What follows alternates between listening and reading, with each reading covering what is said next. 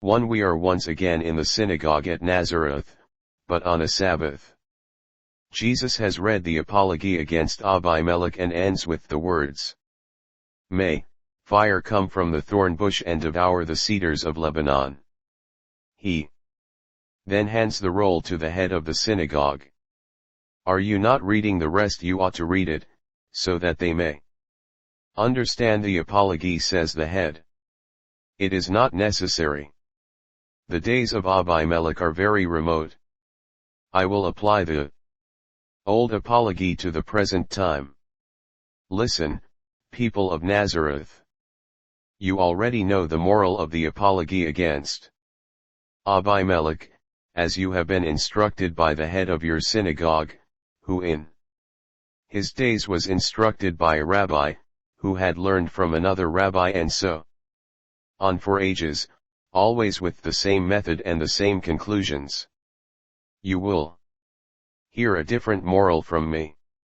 And I ask you to make use of your intelligence, and not to be like the ropes of a well pulley, which, until they are worn out, run from the pulley down to the water, and then from the water back up to the pulley, without ever changing.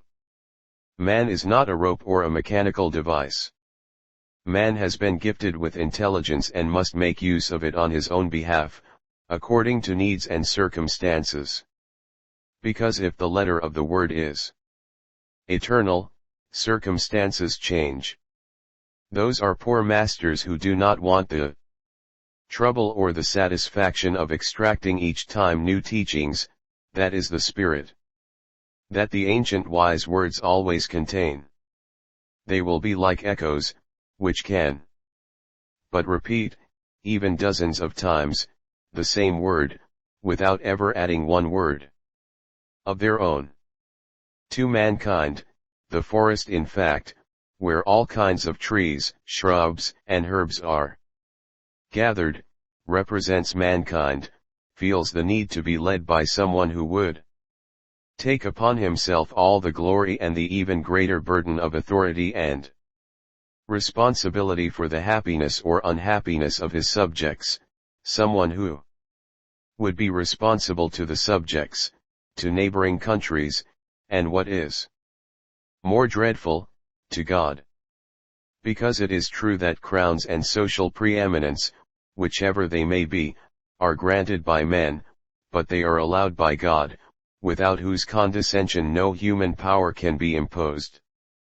Which explains the sudden unimaginable changes of dynasties, which were considered everlasting, and of powers which seemed untouchable, and which, when they overstepped the limit in punishing or trying people, were overthrown by the same people, with God's permission, and became nothing but dust or, at times, sewer filth.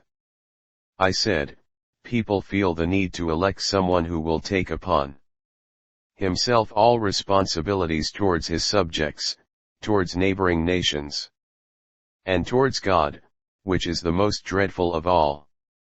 Because if the judgment of history is dreadful and the interests of people endeavor in vain to change it, because future events and people will restore it to its original terrible truth, God's justice is even more relentless, because it is not affected by any pressure whatsoever, neither is it subject to changes of humor or opinion, as men too often are, and above all it is not subject to wrong judgment. Those, therefore, who are elected leaders of peoples and makers of history ought to act with the heroic justice of saints, in order not to become ill-famed in future centuries and be punished by God forever. 3 But let us go back to Abimelech's apology. So the trees wanted to have a king, and went to the olive tree. But the latter, being a sacred tree and consecrated to supernatural use because of its oil that burns in front of the Lord and is a predominant element in tithes and sacrifices, and forms the holy balm to anoint altars, priests, and kings, and for its properties I would say it is almost thaumaturgic, and as such is used both on healthy and sick bodies, The olive tree replies, how could I fail my holy supernatural vocation to degrade myself in worldly matters? Oh, how gentle was the reply of the olive tree! Why is it not learned and repeated by all those whom God elects to a holy mission, at least by those, because in actual fact it should be pronounced by every man as a reply to the suggestions of the demon, because every man is king and a son of God, gifted with a soul, which makes him a regal divine son, called to a supernatural destiny. His soul is an altar and a house.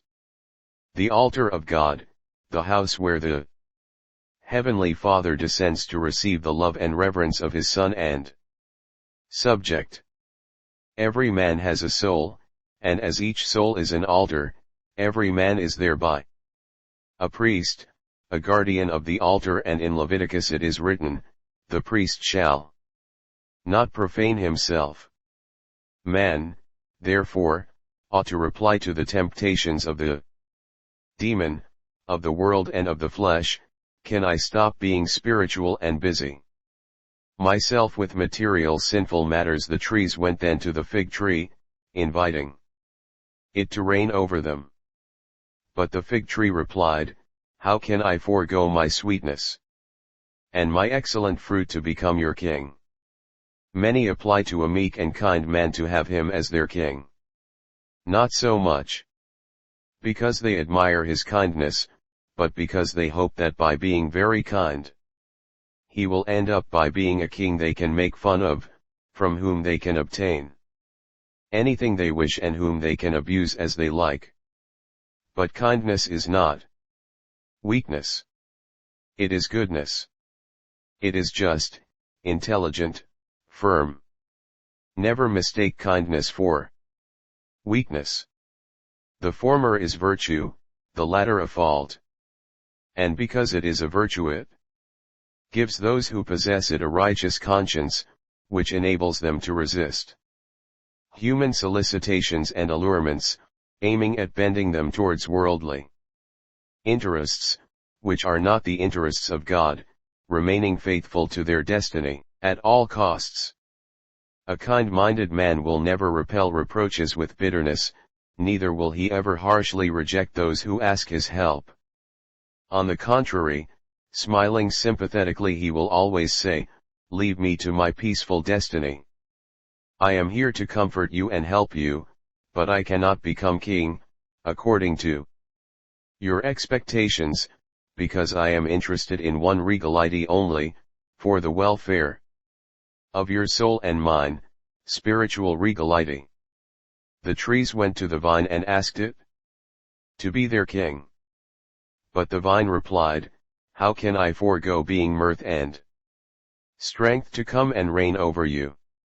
To be king always leads to spiritual gloom, both because of responsibilities and of remorse, because a king who does not commit sin and does not cause himself to feel remorse is more rare than a black diamond.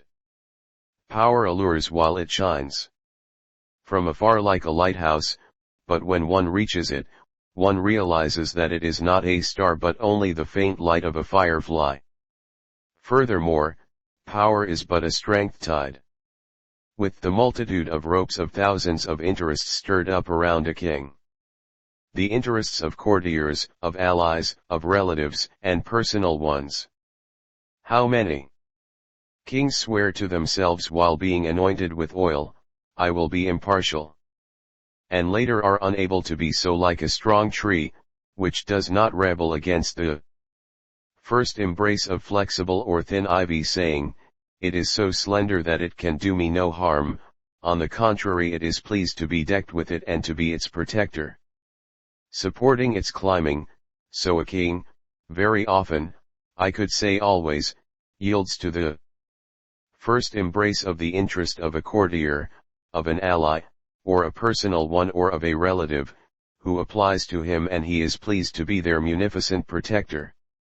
It is such a trifle, he says, even if his conscience warns him, be careful.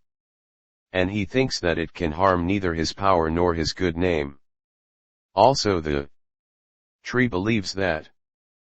But the day comes when the ivy, growing in strength and in length, more and more voracious in sucking the lap of the soil and more anxious to climb up and conquer the sun and light, embraces, branch after branch, the whole big tree, overwhelms it, chokes it and kills it. And it was so slender. And the tree was so strong. The same applies to kings. A first compromise with their mission, a first shrugging of shoulders at the voices of their conscience, because praise is pleasant and it is delightful to be a sought-after protector, and the moment comes when the king no longer reigns, but the interests of other people have taken over and imprison the king. They gag him and suffocate him, and if they have become stronger than he is, they kill him when they see that he is slow in dying. Also a common man, who is still a king in his spirit, is lost if he accepts a lower regality out of pride or greed, and he loses his spiritual serenity that comes to him from his union with God. Because the demon, the world, and the flesh can give an illusory power and joy, but at the cost of the spiritual cheerfulness that comes from the union with God.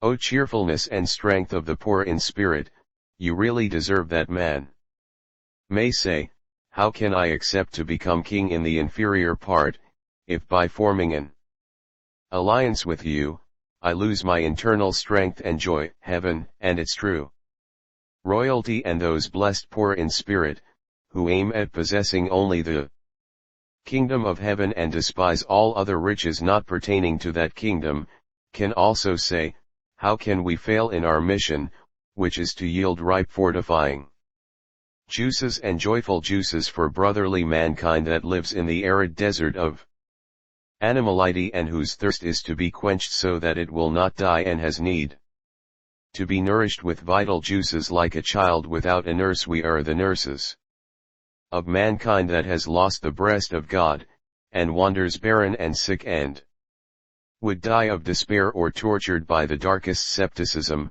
if it did not find us, who, with the good-humored activity of those who are free from every earthly tie, could convince them that there is a life, a joy, a freedom, a peace. We cannot forego such charity for the sake of an interest that is miserable. The trees then went to the thorn bush, which did not reject them, but it imposed severe terms.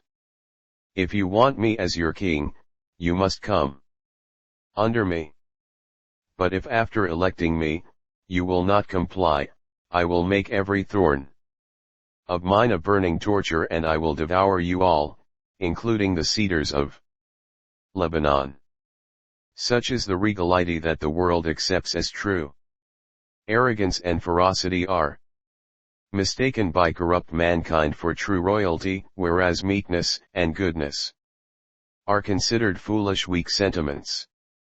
Man will not submit to God, but he submits to evil. He is seduced by it and consequently he is burnt by it. For that is Abimelech's apology. But now I will propose another one to you. It does not refer to far away and past events, but to present things and near at hand. The animals decided to elect a king for themselves.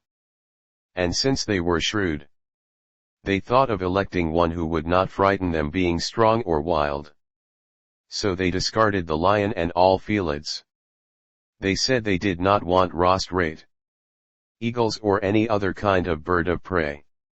They did not trust the horse, which with its speed could reach them and see what they were doing, and they trusted even less the donkey, which they knew to be very patient, but also subject to sudden rage and equipped with powerful hooves. They were horrified at the idea of having a monkey as their king, because monkeys are too intelligent and revengeful. Under the pretext that the snake had favored Satan in seducing man, They said that they did not want it as their king, notwithstanding its graceful colors and its smart movements. In actual fact they did not want it because they were aware of its silent gait, its powerful muscles and the dreadful effect of its poison. Could they possibly choose as their king a bull or any other animal gifted with pointed horns? Never. Also the devil has them, they said. But they were thinking, should we one day rebel, it will wipe us out with its horns. After so much discarding, they saw a little fat white lamb hopping merrily on a green meadow, butting his mother's round udder. He had no horns and his eyes were as meek as the April sky. He was docile and simple. And he was satisfied with everything, with the water of the little stream where he used to drink. Dipping his rosy little muzzle into the water, with the many flavored little flowers that gratified both his eyes and palate, with the thick grass where it was pleasant to lie when he was full, with the clouds, which seemed as many little lambs roving about the blue meadows up there, and inviting him to play running in the field as they did in the sky, and, above all, he was pleased with the caresses of his mother, as she still allowed him to suckle now and again while she licked his white fleece with her pinkish tongue, with the safe fold, which was well sheltered from winds, and with its soft fragrant litter, where it was lovely to sleep beside his mother. He is pleased. He has neither weapons nor poison. He is naive. Let us make him our king. And they did. And they were proud of him because he was beautiful and kind, admired by nearby people and loved by his subjects because of his patient meekness. The days passed and the lamb became a ram and said, "The time has now come when I must really reign. Now I am fully aware of my mission. The will of God, who permitted me to be elected king, has formed me for my mission and has given me the capability to reign. It is therefore just that I should exert it in a perfect manner, also because I do not want to neglect the gifts of God." And when he saw that his subjects were doing things contrary to morality, or to charity, kindness, loyalty, moderation, obedience, respect, prudence, and so on, he raised his voice to warn them. His subjects laughed at his wise and kind bleating, which did not frighten them like the roar of felines, or the screech of vultures when they dive onto a prey, or the hiss of a snake, or the barking of a frightful dog. The lamb, which was now a ram, did not limit himself to bleating. He went to the culprits to bring them back to their duties. But the serpent slipped away through his legs. The eagle flew away and thus deserted him. The felines pushed him aside with their paws, threatening, "For the time being our soft paws are only pushing you aside, but see what is in them claws." Horses and similar racers began to gallop round him, making fun of him. Strong elephants and other pachyderms pushed him about with their trunks, while monkeys threw objects at him from tree tops. The lamb, which had become a ram, at last was angry and said, "I did not want to use my horns or my strength, because my neck is powerful indeed, and in fact, it will be taken as a model to knock down war obstacles. I did not want to make use of it, because I prefer to use love and persuasion. But since you will not yield to such weapons, I will use force, because if you fail in your duties towards me and towards God, I do not want to fail in my duty towards God and towards you. I was elected to this position by you and by God, to guide you to justice and good. And I want justice and good, that is order, to reign here. And he punished with his horns, but only slightly, because he was kind, an obstinate cur, which continued to molest its neighbors, and later with his most powerful neck he broke down the door of the den where a greedy selfish pig had stored up victuals to the detriment of other animals, and knocked down also the liana thicket, which two lustful monkeys had chosen for their illicit love affairs. This king has become too strong. He really wants to reign. And he wants us to live as wise animals. That is not to our liking. We must dethrone him, they decided. But a shrewd monkey suggested, we must do it only under the pretext of a just reason. Otherwise we shall cut a bad figure with nearby peoples, and we shall be disliked by God. Therefore let us spy on every action of the lamb, which has become a ram, so that our accusation may appear a just one. I will see to that, said the snake. And I, too, said the monkey. So they never lost sight of the lamb, as one crawled on the grass and the other remained on tree tops, and every evening, when he retired to rest after the fatigue of his mission and to ponder on the measures to be taken and the words to be used to put down the rebellion and overcome the sinful habits of his subjects, all the animals gathered, with the rare exception of a few honest faithful ones, to listen to the report of the two spies and traitors. Because that is what they were. The snake would say to its king, I follow you because I love you, and should I see you being attacked, I want to be able to defend you. The monkey used to say, how much I admire you. I want to help you. Look, from here I can see that someone is committing a sin beyond that meadow. Run there, and then it would say to its companions, today also he took part in the banquet of some sinners. He pretended to go there to convert them, but in actual fact he was an accomplice of their orgy. And the snake reported, he even went outside the limits of his people, as he approached butterflies, bluebottles and slimy snails. He is not faithful. He deals with impure foreigners. That is what they were saying behind the back of the innocent lamb, and they thought that he did not know. But the Spirit of the Lord, who had formed him for his mission, enlightened him also on the plots of his subjects. The lamb could have fled indignantly, cursing them. But he was kind and humble-hearted. And he was full of love. His mistake was to love. And an even greater mistake was to persevere in his mission, loving and forgiving, at the cost of death, to accomplish God's will. Oh! What mistakes these are with men! Unforgivable.